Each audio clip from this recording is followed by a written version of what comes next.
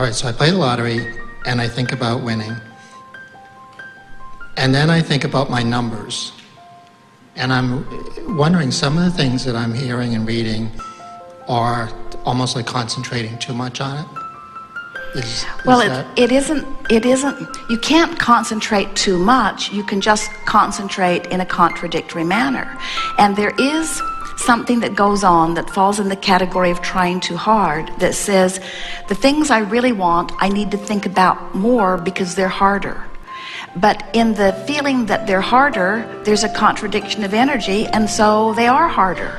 That's why things that you don't care about so much come more easily, and the things you really care about come more slowly. It's not because the things you really care about are harder to do, it's that you think they're harder to do.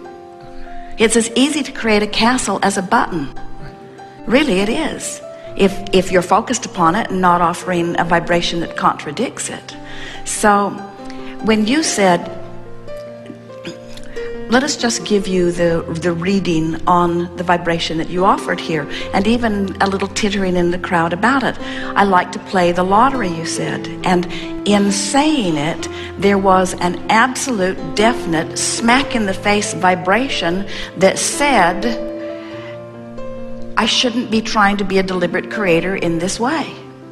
It was present in your vibration, and others felt it in the room about themselves as well. And what's off about that, in other words, there's nothing wrong with money coming to you in whatever way it comes, as long as it doesn't contradict some vibration within you. In other words, if you want money and you are driving down the street and the doors on an armored car fly open and a bunch of money falls out on the street, you might say, I wanted money, and there it is. And then and it's possible for there to be no misalignment in that, but it's more likely that in your environment, and from what we're feeling from you, that you'd say, I want money, and money fell in my lap, but this isn't really my money. And the discomfort in keeping money that doesn't belong to you would be contradictory energy, and so keeping that money would not be good for you because there's a vibrational discord. In other words, there are people who you believe say winning at all costs, and I'm just not one of them. And we say no one is a person like that. No one can stand in a place and win at all costs, because everyone has things that they see as contradiction to energy. And you just can't measure the results that you're seeing as you see people accumulating piles of stuff as the final success. How you're feeling is really what it's all about. There are people that are winning lotteries or finding fortunes who are not tuned into who they are and who are having miserable lives because they're out of balance in some other way. It's what makes people start telling the story that money doesn't make for happiness, and that story has been told so much that many people believe that money now is the root of all evil, or at least the root of some evil, maybe even a little bit of evil. And so what we are suggesting to you is you've just got to sort out how you feel. We would never say to you that winning the lottery is unlikely or illogical or improper.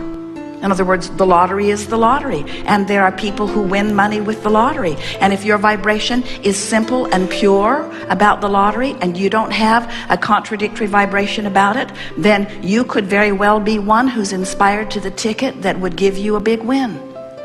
It's all up to what's going on in your vibration. You have to feel. If we were standing in your physical shoes and sincere about playing that game, first we'd call it a game, we wouldn't make it crucial, and we would get ourselves into a vibrational place. We've been talking about that all day here today.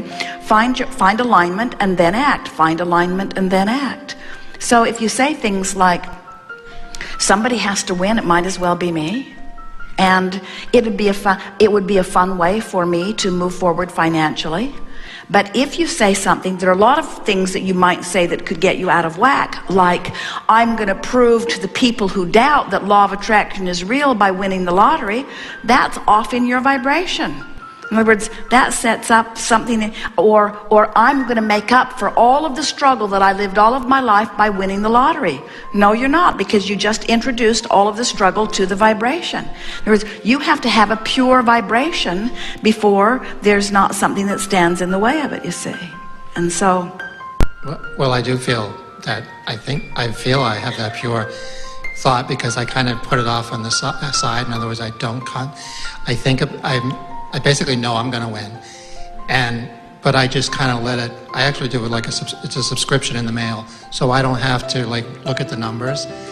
And the thing that got me curious about this was the other day somebody won a big amount, and they were watching the numbers come up, and I never do that.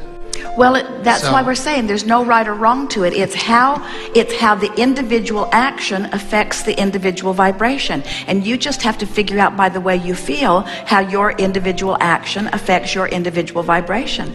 That people keep wanting somebody to write a book that says this is the diet, or this is the lottery winning method, or this is the solution to whatever. And there are too many variables for there to be such a book. It's an inside job, but these things are always true. Your life has caused you to ask, and Source is lining up avenues for you. Do you know every request that you've put over there? Well, let's say the central request, begin again. All day, every day, you're asking, and these requests are coalescing into increasingly amended desires. And the broader part of you is standing as the liver culminator of all of those. And so those vibrational, let's call them vortexes on a myriad of subjects, have already been established. And law of attraction is swirling, so circumstances and events are already being lined up. And let's say that out of this myriad of desires that you've set forth, that you have 20, just for fun, 20 major topics that you're working on. 2 or 3 of them might be different relationships with different people. Some of them might be portfolio related in terms of finances. Some of them might be your enterprise or your business. In other words, let's say you've got 20 topics that are swirling there. So law of attraction is causing a coalescing, a bringing together of circumstances and events for all 20 of those major subcategories of creation. Every one of them has lined up right now, ready to pop for you, 20, 30, 40, 50 viable avenues of motion forward. Sometimes people say, well, I feel like I went to the dock and my ship had sailed. And we say, no problem, there's another and another and another and another and another and another and another and another and another. So if you hear us and accept that there is another and another and another and another, and you accept the winning of the lottery might be one, an idea about something might be another. In other words, the universe is looking for paths of least resistance to satisfy through you and through how you live and through how you think the things that you've asked for. In other words, if we could just convey to you, sometimes it looks like what you think is, oh yeah, I've asked, but there's this arbitrary board that is saying, well, the worthiness isn't quite in place, or let's let that one just stew a little longer because there's more to be learned. Nothing like that is going on. When you put it over there, all forces are moving systematically and consistently toward giving you the results that you're looking for, and to the degree that you allow through your path of most allowance or through your path of least resistance, it unfolds. You see what we're getting at? So can you feel that it is working out for you? And then play whatever games you want to play. And if we were standing in your physical shoes, and this is really what we were telling our goal-setting friend earlier, we would be less intense about what we're trying to make happen, because the intensity about what you're trying to make happen is the reason for the majority of your resistant vibration. An attitude of, I will succeed, instead of, it's natural that things come to me. Feel the difference. I'm going to make it happen because I'm going to prove my worthiness because I know I am worthy. Or the universe knows what I want. It's all queued up and it's just a matter of right timing. And the universe knows even better than I do the details of what would be the best unfolding for me, you see. And when you get into that place, then it's just fun to watch the drama unfold. It's fun. The attitude that you want to have is, ooh, what's next? Let's see. In what way is the universe going to surprise and delight me with the path toward all that I've been asking for? And can't you honestly say, I don't even remember everything I put in there. I don't even remember, because some of the stuff I put in there in the middle of stuff I really didn't want. I'm not even actually sure what's in there, but you can be sure it's all good, and you can be sure you're really going to like it when it unfolds, and you can be sure it will unfold, and you can be sure Source is on it, and you can be sure nobody else is going to sweep in and snatch it away, and you can be sure it's there for you, and you can be sure you created it, and you can be sure it's on its way to you. The only thing that is questionable is how long is it going to take you to line up with it, and the answer to that is it doesn't really matter. If you're that's why we want you to be patiently and eagerly optimistic, you see. So we would play the lottery for the fun of it, period. We would say, this is fun, and I like to get impulses, and when I get an impulse, I like to write it down and see if it plays out, and I like to see how things come. Play a game while you're in traffic. Are any of you ever in traffic? Play a game. Hold a birth date in your mind, or fixate on something every day before you get into traffic. Find something to think about that has something to do with letters and numbers, and then get into traffic and watch how quickly the universe will bring to you those numbers. You're just going to thrill at how it all lines up all around you. It's uncanny, because the probability of satisfying what's active in your vibration, especially if it's a silly game that you don't really care that much about, is 100%. The universe will show you its response to your non-resistant thought again and again and again. And when you convince yourself that the universe is responding, then you can be inspired. So here's the question that we have for you about winning the lottery.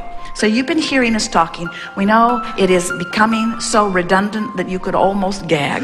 Your source energy, you come forth, you mix it up, you throw stuff over there into your vibrational escrow, and now your work is to move in the direction of it. And so are you getting the sense that this vibrational reality is swirling, is real, and is calling you to it? Yes?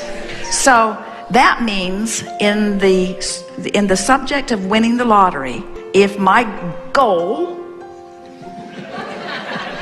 is to win the lottery, that means it's in there, yes? So if it's in there, that means the circumstances are already being drawn, yes? So that means the probability of the lining up of the choosing of the numbers is already set into motion, yes? So if all of that is set into motion, and my goal is to get in the vortex, then what's going to happen when I get in there? The numbers are going to occur to me, yes? Now there's a difference. So think about what we're talking about here. Are you going to dictate what numbers are called? No. Universal forces are going to line up the numbers. You're going to get in there where you can see them. You see?